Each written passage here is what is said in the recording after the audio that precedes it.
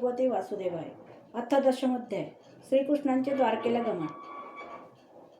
शौनकांनी विचारले, आपले परंपरागत राज्य बळकवण्याची इच्छा असलेल्या आतताईंचा नाश करून धार्मिक शिरोमणी महाराज युधिष्ठिरांनी आपल्या बंधूंचं कशा प्रकारे राज्य केले आणि कोणकोणती कामे केली, कारण बंधुवधाच्या दुःखाने राज्यभोगाविषयी ते विरक्त झाले होते. सूत म्हणाले, संपूर्ण सृष्टीला पुनर्जीवन करणारे भगवान श्रीहरी परस्परातील कलहाग्नीने दग्ध झालेल्या कुरुवंशाला अंकुरित करून आणि युधिष्ठिराला राज्यसिंहासनावर बसून प्रसन्न झाले. भीष्म आणि श्रीकृष्ण यांनी केलेल्या उपदेशाच्या श्रवणाने युधिष्ठिराच्या अंतःकरणात विज्ञानाचा उदय झाला आणि त्याचे सर्व संशय फिटले. भगवंताच्या आश्रयाला राहून समुद्रापर्यंतच्या साऱ्या पृथ्वीचे ते इंद्राप्रमाणे शासन करू लागले. भीमसेन आदी त्यांचे बंधू त्यांच्या आज्ञेचे पूर्णपणे पालन करीत होते. युधिष्ठिराच्या राज्यात आवश्यकतेनुसार भरपूर पाऊस पडत होता. पृथ्वी सर्व आवश्यक वस्तू उत्पन्न करत होती. दुधाने पुष्ट झालेल्या सडांच्या गायी प्रसन्नतेने गोशालांना दुधाने भिजवत होत्या. नद्या, समुद्र, पर्वत, वनस्पती, वेली आणि औषधी प्रत्येक ऋतूत आपापल्या वस्तू भरपूर प्रमाणात राजाला देत होत्या.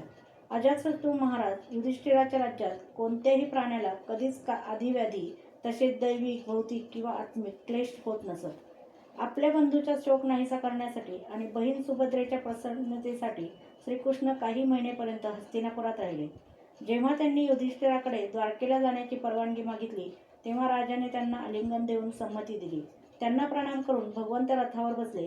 काही समन्वयस्क लोकांनी त्यांना आलिंगन दिले तर कनिष्ठांनी नमस्कार केला. त्यावेळी सुभद्रा, द्रौपदी, कुंती, उत्तरा, गांधारी, धृतराष्ट्र, युयुत्सू, कृपाचार्य, नकुल, सहदेव, भीम, धौम्य, सत्यवती आदी स्त्रिया हे सर्व श्रीकृष्णांवरील अतीव प्रेमामुळे त्यांचा विरह सहन करू शकले नाहीत. भगवत भक्त सत्पुरुषांच्या संगतीने ज्यांचा दुसंग सुटला ते विवेकी पुरुष भगवंताचे मधुर मनोहर यश केवळ एक वेळ ऐकल्यावरही त्यांना सोडू शकत नाहीत, तर मग त्याच भगवंताचे दर्शन, स्पर्श, त्यांच्याशी संवाद करणे तसेच त्यांच्याबरोबर निद्रा घेणे, उठणे, बसणे आणि भोजन करण्याने ज्यांचे हृदय भगवंतांना संपूर्ण समर्पण झाले होते असे पांडव त्यांचा विरह कसा सहन करू शकतील. अंतःकरण द्रवलेले ते पापण्या न मिटणाऱ्या नेत्रांनी भगवंताकडे पाहत स्नेहबंधनाने विवळ होऊन ते जातील तिकडे जात होते. श्रीकृष्ण घरून निघतेवेळी त्यांच्या बंधू पत्न्यांचे नेत्र दुःखित अंतःकरणामुळे अश्रूंनी भरून आले होते, परंतु प्रवासात त्यांना अपशकुन होईल या भीतीने मोठ्या प्रयत्नांनी त्यांनी आपले अश्रू आवरून घेतले. भगवंतांच्या प्रस्थानाच्या वेळी मृदुंग, शंख, भेरी, वीणा, ढोल, तुताऱ्या, धुंदुरी, नगारे, घंटा, दुदुंबी इत्यादी वाद्ये वाजू लागली. भगवंताच्या दर्शनाच्या लालसेने कुरुवंशातील स्त्रिया प्रासादाच्या गच्चीवर जाऊन तिथूनच प्रेम, लज्जा व मंद हास्ययुक्त नेत्रांनी भगवंतांना पाहत पाहत त्यांच्यावर पुष्पवृष्टी करू लागल्या.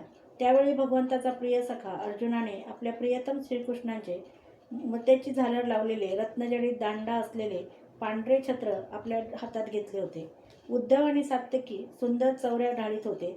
भगवान श्रीकृष्णांच्या वाटेत चारही बाजूंनी पुष्पवर्षा होत होती. ते दृश्य अत्यंत मनोहर होते. ठिकठिकाणी ब्राह्मणांनी दिलेले सत्य आशीर्वाद कानावर येत होते. ते आशीर्वाद सगुण भगवंतांना अनुरूप होते, कारण त्यांच्यामध्ये सर्व गुण होते, परंतु निर्गुण भगवंतांना अनुरूप नव्हते.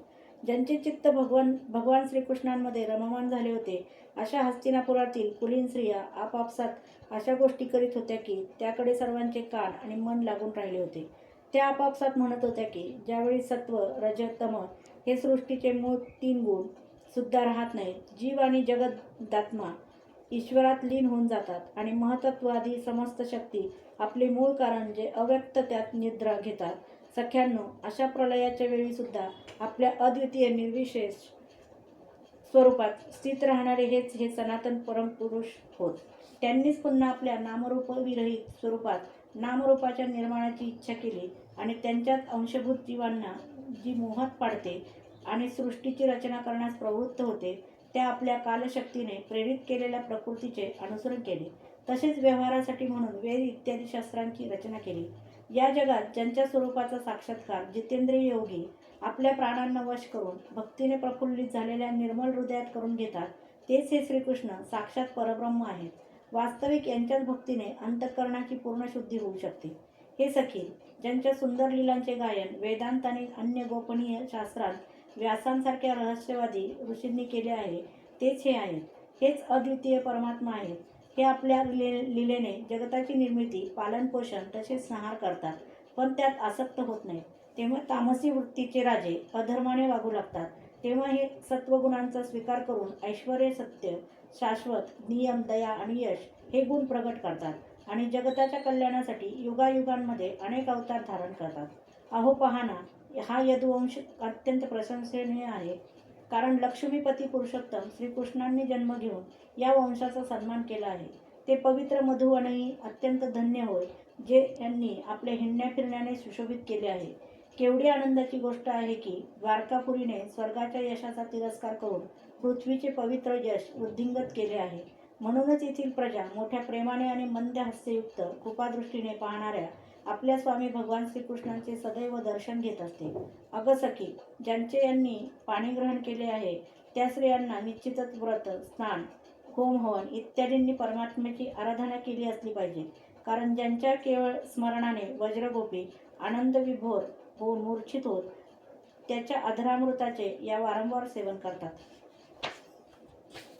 स्वयंवरात यांनी शिशुपालादी उन्मत्त राजांची मानहानी करून आपल्या बाहुबलाने ज्यांना जिंकून आणले होते, तसेच प्रद्युम्न, सांब, अंब इत्यादी ज्यांचे पुत्र आहेत, त्या रुक्मिणी आदी 8 पट्टराण्या आणि भौमासुराला मारून आणलेल्या त्या हजारो पत्न्या आहेत, त्या खरोखरच धन्य होत. कारण या सगळ्या जणींनी स्वतंत्रता आणि पावित्र्य यांनी रहित असणाऱ्या स्त्री जीवनास पवित्र आणि उज्ज्वल बनविले आहे. यांच्या महिम्याचे व काय वर्णन करावे. यांचे पती साक्षात कमलनयन श्रीकृष्ण प्रिय भाषणाने आणि प्रिय वस्तू देऊन यांच्या हृदयातील प्रेम वृद्धिंगत करीत यांच्या घरातून कधीही दुसरीकडे जात नाहीत.